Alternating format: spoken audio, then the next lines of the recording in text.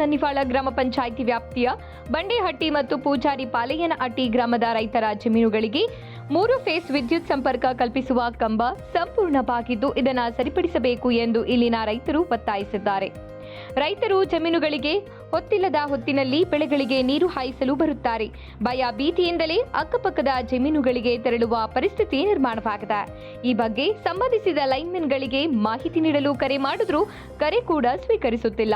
ಈ ವೇಳೆ ಯಾವುದೇ ಅನಾಹುತ ಸಂಭವಿಸಿದರೆ ಯಾರು ಜವಾಬ್ದಾರಿ ಎಂದು ರೈತ ಪಾಪಯ್ಯ ಆಕ್ರೋಶ ವ್ಯಕ್ತಪಡಿಸಿದ್ದಾರೆ. ಇಂತಹ ದುರ್ಘಟನೆಗಳು ಜರುಗುವ ಮುನ್ನವೇ ಸಂಬಂಧಿಸಿದ ಅಧಿಕಾರಿಗಳು ಕೂಡಲೇ ಸರಿಪಡಿಸಿ ಮುಂದೆ ಆಗುವ ಅನಾಹುತಗಳನ್ನು ತಪ್ಪಿಸಿ ರೈತರ ಜೀವ ಉಳಿಸಿ ಎಂದು ಇಲ್ಲಿನ ರೈತರಾದ ಪಾಪಯ್ಯ, ಚಿನ್ನಯ್ಯ, ಬೋರಯ್ಯ, ಓಬಯ್ಯ ಮುಂತಾದವರು ಒತ್ತಾಯಿಸಿದ್ದಾರೆ.